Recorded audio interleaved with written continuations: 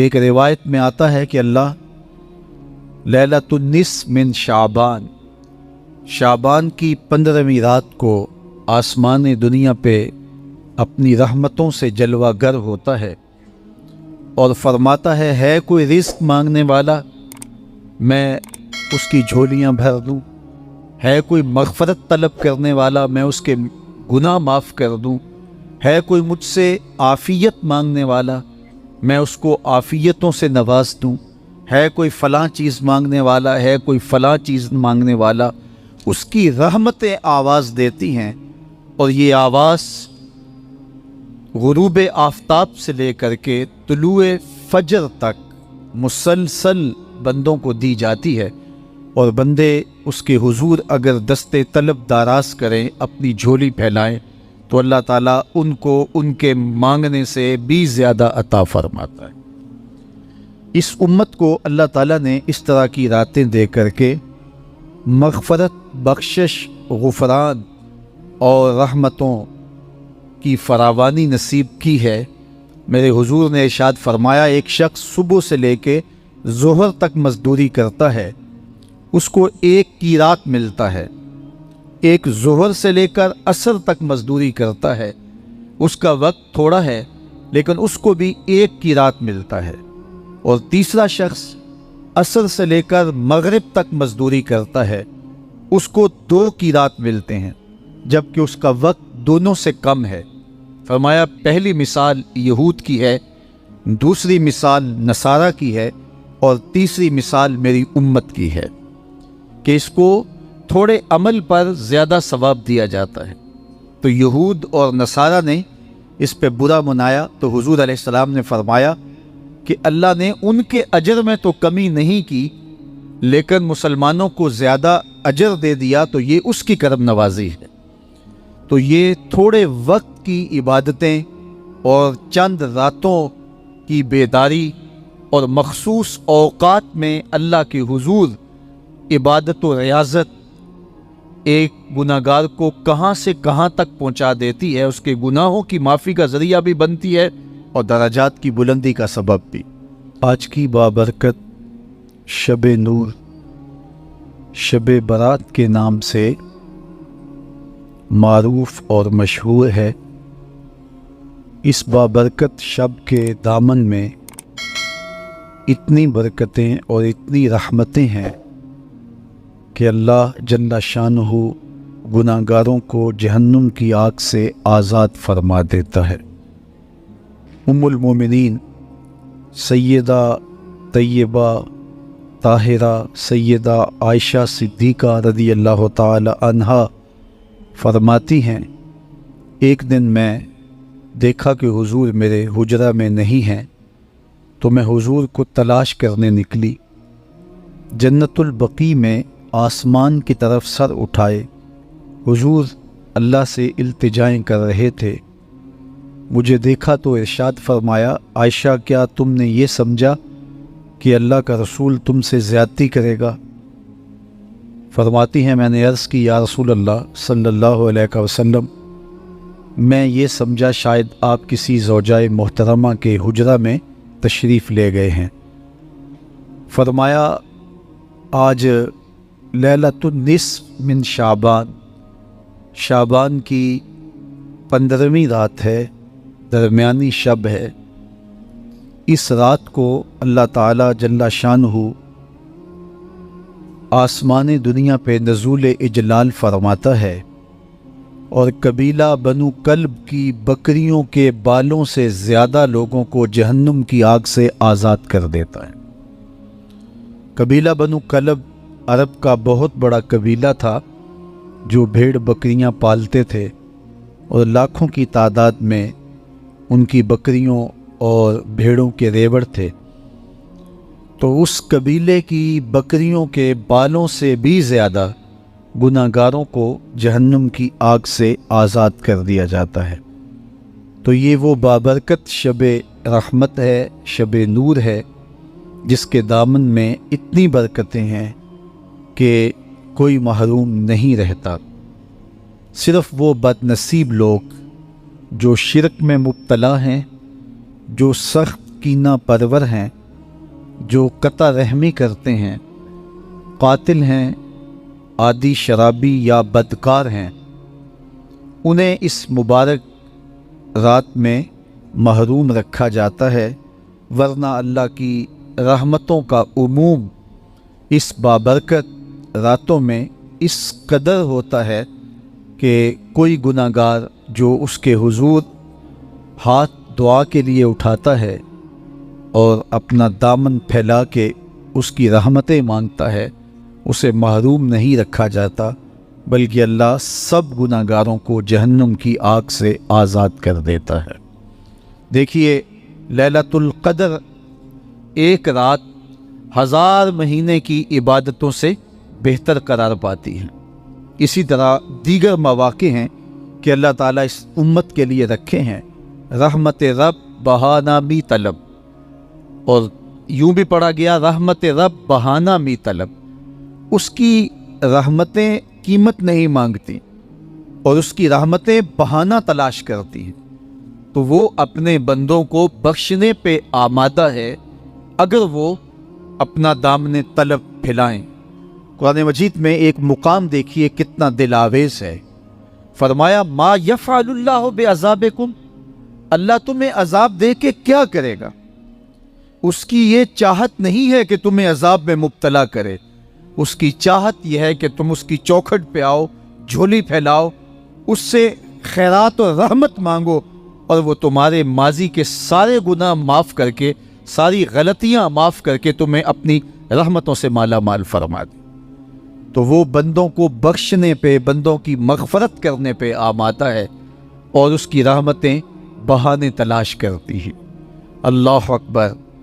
और दूसरी जानब उसके बंदे, उसके ममलूक, उसकी मखलूक, और मखलूक की गुनाहगार और नेकोकार उसकी रहमतों के तालिब होते हैं, बल्कि वो गुनाह करने के बाद जब माफ़ी मांगते हैं तो अल्लाह को ये माफ़ी बहुत पसंद है। माफ़ी मांगना, उसके हुजूर अपने दामन को फैलाना, वो उसको बहुत ज़्यादा महबूब है।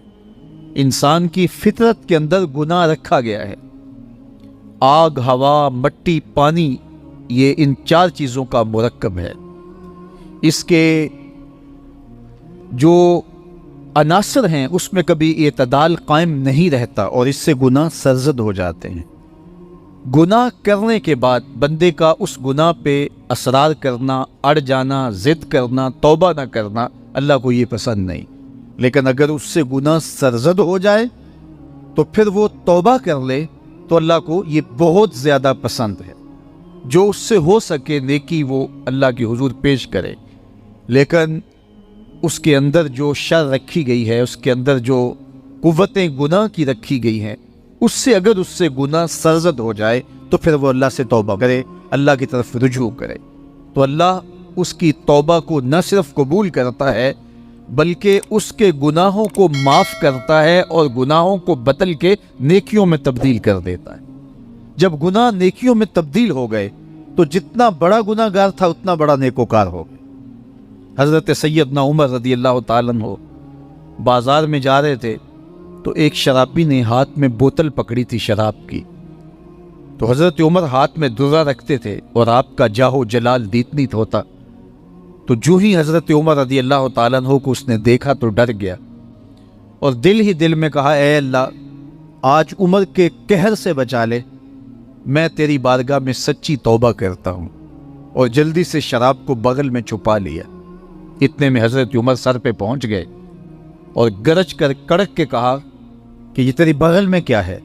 क्योंकि उसको बोतल छुपाते देखा था तो वो डर गया और डरते डरते कहने लगा, हज़रत ये सिरका है। अब थी तो शराब, लेकिन डरते हुए बोला, हज़रत सिरका है। तो हज़रत उमर ने कहा, निकाल। जब निकाला तो शराब नहीं थी, वाकई सिरका बन चुका था। तो जब अल्लाह के हुजूर कोई तौबा करता है, अल्लाह उसके गुनाहों को बदल के नेकियों में तब्दील कर देता है। हदीस पाक में आता है कि क़यामत के दिन अल्लाह एक शख्स को कहेगा कि अपना नामा आमाल पढ़, तो वो नामा आमाल पढ़ने लग जाएगा। तो नामा आमाल के अंदर छोटे गुनाह भी होंगे, बड़े गुनाह भी होंगे। تو اللہ سے حیا کرتے ہوئے، شرم کرتے ہوئے وہ بڑے بڑے گناہوں کو چھوڑتا جائے گا اور چھوٹے چھوٹے گناہوں کو پڑھتا رہے گا۔ جب وہ سارے گناہ پڑھ چکے گا اور کتاب ختم ہوگی تو اللہ تعالیٰ اسے فرمائے گا، میرے بندے، تو نے یہ جتنے گناہ پڑھے ہیں میں نے سب کو بدل کے نیکیوں میں تبدیل کر دیا۔ تو بندہ کہے گا، اللہ ابھی تو میرے بڑے بڑے گناہ رہتے ہیں جو میں نے پڑھے ہی نہیں۔ فَضَحِكَ النَّبِيُّ حَتَّى بَدَتْ أَنْيَابُهُ، حضور جب یہ بیان فرما رہے تھے تو حضور اتنا مسکرائے کہ صحابہ نے حضور کی داڑھیں دیکھ لیں۔ تو پہلے وہ بڑے بڑے گناہ چھوڑے جا رہا تھا، لیکن جب اللہ فرمائے گا کہ میں تیرے گناہوں کو بدل کے نیکیوں میں تبدیل کر دیا، تو وہ کہے گا ابھی تو بڑے بڑے گناہ رہتے ہیں جو میں نے ابھی پڑھے ہی نہیں۔ تو جب کوئی بندہ اس کے حضور توبہ کرتا ہے، اللہ یہ نہیں دیکھتا اس نے گناہ کتنے کیے ہیں، یہ دیکھتا ہے بندہ آیا میری چوکھٹ پہ ہے، تو اللہ اس کے پچھلے سارے گناہ معاف فرما دیتا۔ اللہ اکبر۔ میرے اور آپ کے آقا و مولا نے اللہ کے حضور توبہ کرنے اور اس پر اللہ کی خوشی اور اللہ کی خوشنودی کا ذکر کرتے ہوئے ایک مثال بیان فرمائی کہ ایک شخص صحرا میں سفر کر رہا تھا، تو وہ ایک درخت کے نیچے دوپہر کاٹنے کے لیے، سستانے کے لیے رک گیا اور درخت کے ساتھ اپنے اونٹ کو باندھ دیا اور خود لیٹ گیا تاکہ دوپہر کاٹ لوں۔ تھوڑی دیر کے بعد جب اس کی آنکھ کھلی تو اس نے کیا دیکھا کہ اونٹ ماں ساز و سامان کے ساتھ غائب ہے۔ اب صحرا میں اونٹ کا گم ہو جانا گویا زندگی چلے جانے کے مترادف ہے۔ تو اس نے دائیں بائیں بھاگ دوڑ کے دیکھا کہ کہیں اونٹ کا نشان مل جائے، لیکن اونٹ کا نشان نہیں ملا۔ تا حد نظر کوئی انسانی آبادی نہیں۔ وہ بھاگا اور تھک ہار کے دوبارہ اسی درخت کے نیچے بیٹھ گیا اور پیاس سے ہلکان ہوا جا رہا تھا، اور درخت کے ساتھ ٹیک لگا کے لیٹ گیا اور موت کا انتظار کرنے لگا۔ جن لوگوں نے صحرا کا سفر کیا ہے ان کو اس بات کا اندازہ ہوگا کہ کئی 100 میل تک انسانی آبادی ہی نہیں، اب نہ کچھ کھانے کے لیے بچا نہ کچھ پینے کے لیے بچا، اونٹ بھی غائب ہو گیا، توشہ بھی ساتھ ہی چلا گیا، تو اب ظاہر ہے سیدھی موت ہی نظر آ رہی ہے۔ تو وہ اس درخت کے ساتھ ٹیک لگا کے بیٹھ جاتا ہے اور موت کا منتظر ہوتا ہے۔ تھوڑی دیر کے بعد پھر اس کی دوبارہ آنکھ لگ جاتی ہے۔ جب دوبارہ آنکھ لگتی ہے تو تھوڑی دیر بعد پھر آنکھ کھلتی ہے۔ جب دوبارہ آنکھ کھلتی ہے تو دیکھتا ہے کہ اونٹ جو گما تھا ماں ساز و سامان کے اس کے پاس کھڑا ہے۔ تو صحرا میں اس حالت میں اونٹ کا مل جانا زندگی مل جانے کے مترادف ہے۔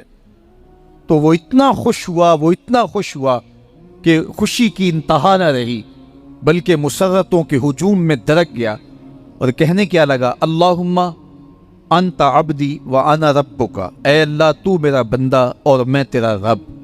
کہنا تو یہ تھا کہ تو میرا رب اور میں تیرا بندہ، لیکن مسرتوں کا ہجوم ہی اتنا تھا، خوشیوں کا ہجوم ہی اتنا تھا کہ زبان پہ قابو نہ رہا۔ کسی کے آنے سے ایسے ہوش اڑے ساقی کے، شراب سیخ پہ ڈالی اور بوتل میں کباب۔ کہنا یہ تھا اللہم انت ربی وانا عبدک، لیکن اس قدر خوش ہوا جب بھی تیری قربت کے امکان نظر آئے ہم اتنے خوش ہوئے کہ پریشان نظر آئے۔